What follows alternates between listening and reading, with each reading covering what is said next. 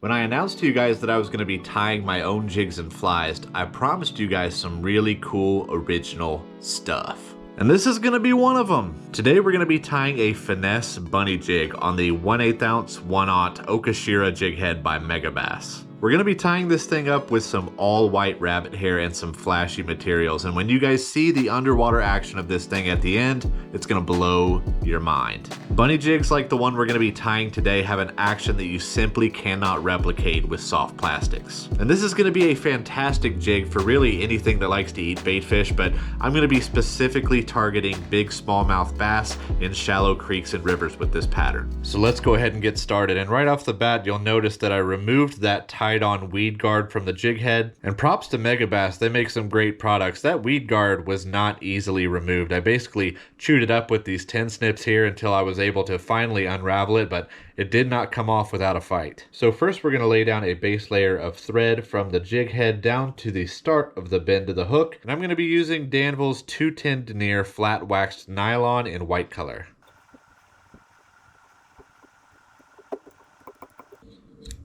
The next thing we're going to do is take out one of these hairline white rabbit strips. Next we're going to measure out how long we want the tail to be, and I want the entirety of my jig to be about 4 inches in length. And that's going to be about the perfect size for a big fat smallie. And once I have the length that I want, I'm going to cut this strip about a 1/2 inch in front of our thread. And that extra 1/2 inch is going to give us a little piece of hide that we can tie to the shank. So now I've got my spot, and I'm just going to separate the hairs here, right at that spot, exposing the hide. And we're going to cut right in between those hairs so we don't lose any of that hair. We're just going to cut directly through that hide. Next, I'm just going to use my fingers and I'm going to remove the hair from that last 1/2 inch of the hide. And that'll just make it easier for us to tie it to the shank without that hair in the way. Now that I've cleared the hair from that section, what I'm going to do is take my hook point and I'm going to push it through the center of the hide right where that hair begins. So we're just going to line up the center of our strip of hide with that hook point, and then we're going to slide that through right where that hair begins, just like that. After that, we're actually going to remove our jig head from the vise entirely, and I'm going to slide that rabbit strip up to the hook shank, and then I'm going to place it back in the vise just like we had it before. And now we can flip this over and tie in our tail to the shank.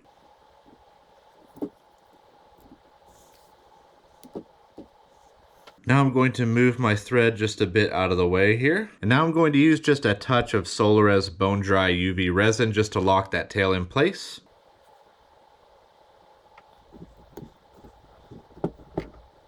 And then I'm going to flip this over, and I'm going to apply another tiny bit of that Bone Dry right to the base of that tail, just about a 1/2 inch. Then we're going to hit that with the torch as well.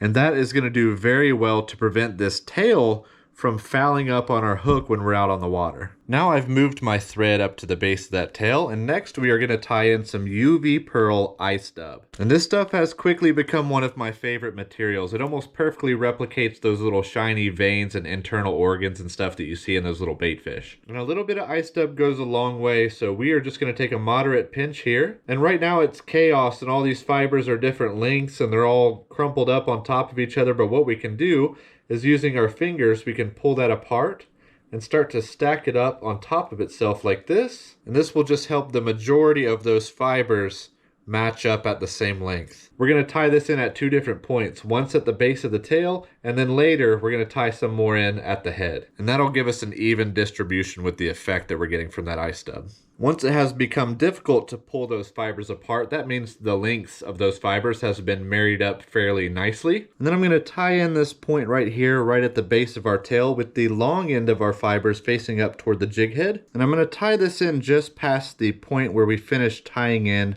our tail. And then I'm going to take those fibers and put those back behind the hook there.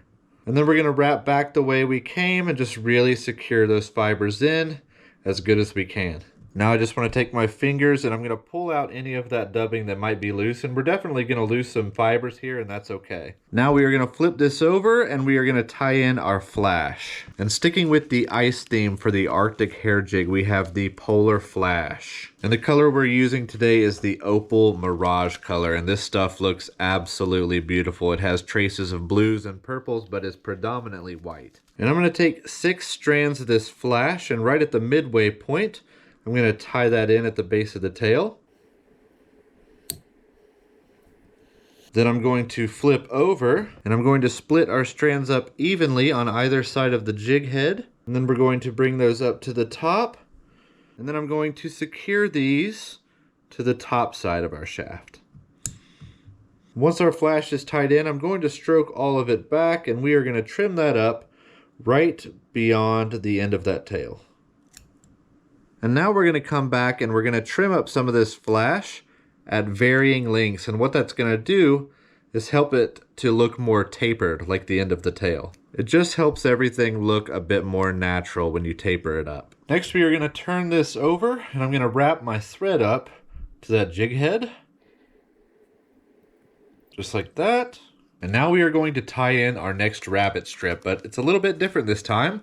We're going to be tying in a cross-cut rabbit strip. These are going to be the ideal choice for wrapping around that hook shank and creating a nice, sleek profile. So to tie this in, I'm going to measure out a length of that hide that matches up to the remaining bare hook shank. And then I'm going to remove the hair just from that section of the hide. Once that piece of the hide is bare, we can go ahead and tie that down to the top of the hook shank.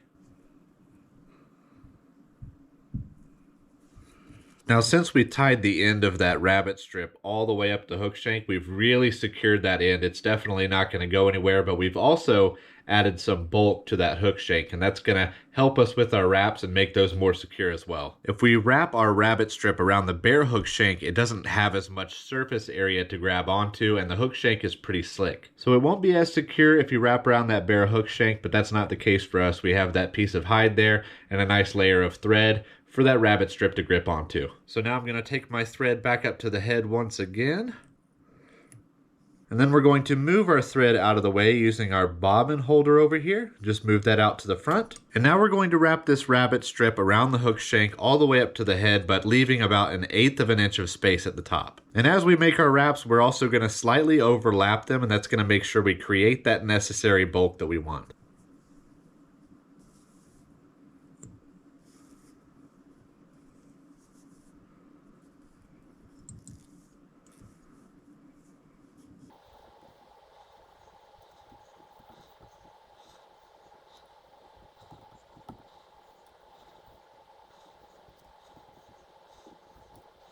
And as we go, we just want to use our fingers to pull back those hairs and make sure we're not trapping any under the wraps. Now once I've reached the point that I'm about 1/8 of an inch away from the head, I'm going to reel in my thread and we're going to tie off that rabbit strip. To tie it off, we're just going to separate the hairs a little bit so I can get my thread between. And I'm going to come underneath that rabbit strip and cinch that down. Then I'm going to come underneath once again. And then I'm going to make a couple wraps in front of that rabbit strip. Then I'm going to come underneath 2 more times. Once we have that nice and secure, I can go ahead and snip that rabbit strip close to that jig head. Just like that. Once I've made that cut, I'm just going to make a few more wraps around the end of that rabbit strip to get it nice and secure. Then we're going to take some of our bone dry, and I'm just going to apply this to about 3 inches of thread here. And then I'm going to wrap that resin covered thread around the end of that rabbit strip. And I'm just going to hit it with that UV torch.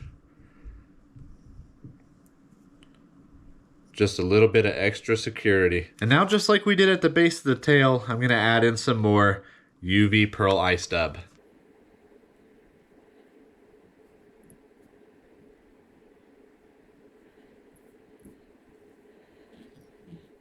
We'll use our fingers to stroke that back and pull out any of those loose fibers. All right, we got a nice healthy amount in there. That's definitely adding a lot of shine here. Looking great. All right, the last thing we want to do to finish up this jig is to cover up this gap right behind the head. And we are going to do that with a rabbit hair dubbing loop. And for this part, I'm going to change my camera angle so you guys can see it a little bit better. All right, so the first thing we want to do here is to form a loop about 5 to 6 inches in length. We're going to take our thread around that loop to make it nice and secure, and then wrap that all the way up to the head. Next, I'm going to take my Smain Master Dubbing Twister, and this is probably the most versatile dubbing twister on the market. And I'm going to hook that right into the bottom of my dubbing loop, and the weight of it will apply tension, and that will free up our hands. Next, I'm going to pinch about a 3-inch section of that cross-cut rabbit strip in between my 2 fingers, and I'm going to use my scissors to cut those hairs away from the hide as close to the strip of hide as possible. Then I'm going to open my dubbing loop and place those hairs in between those 2 threads and pull my dubbing twister tight so that it holds those hairs in place. Then I'm going to adjust the hair slightly closer to the ends, and that's just going to create some additional length in our dubbing loop here when we go ahead and make our twists. Once our hairs are in the right position, I can go ahead and make my twists with that dubbing spinner. After that first twist, we're just going to use our fingers to kind of careen everything over to one side while also removing any loose hairs, and we'll also free up any trapped hairs. Once that dubbing loop is completed, we can go ahead and start to wrap that around the collar, and as we go, we're going to pull those hairs back toward the back of the jig.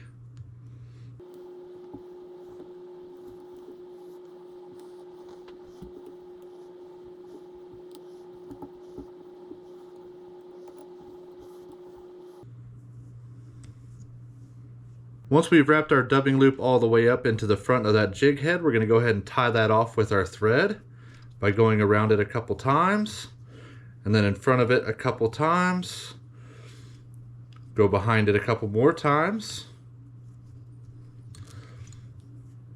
and then in front of it again. Now we can go ahead and snip that dubbing loop off. Now I'm just going to make a couple more wraps right up in the front of that jig, and now we can go ahead and finish this up with a 5-turn whip finish.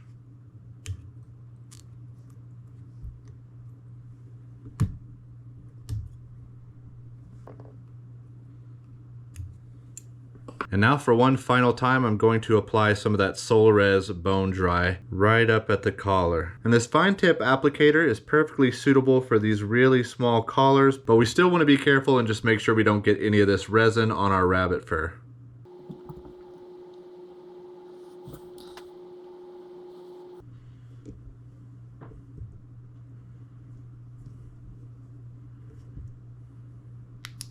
Alright guys, I'll be the first to admit, I didn't look pretty well doing it. I wasn't super smooth or super fast, but this is really secure, and I think the result here is absolutely beautiful. Now, even though my fly testing tank is laughably small for testing jigs, I think it'll be big enough to at least show you guys what this thing can do in the water. So we're going to put this in the tank and check out that action, and I'm going to show you guys why rabbit strips might just be the best and most magical natural material that you can use for jig tying.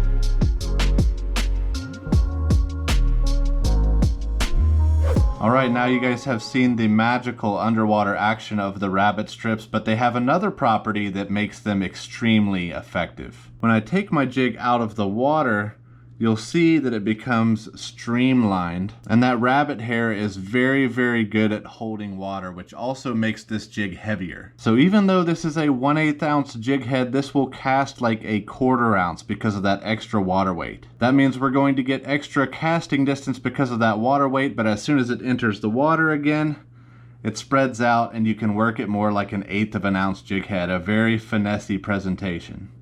Okay guys, here's a quick announcement for you. Every time that I tie up a new jig pattern, I am setting the best ones aside for a massive giveaway. I am tying crappie jigs, smallmouth jigs, largemouth jigs, pike jigs, musky jigs, and everything in between. My goal for the first giveaway is 100 custom hand-tied jigs for a variety of species. This one here is going in there, and I have at least 3 other patterns that will be tied on the Megabass Okashira Jig Head. And we're gonna make this happen this year around the 5,000 subscriber mark. So if you wanna be eligible to win that, make sure you subscribe, hit the bell notification so you know when I announce the giveaway. Thank you guys so much for watching. I hope you did enjoy it, and I will see you in the next video. Okay, bye.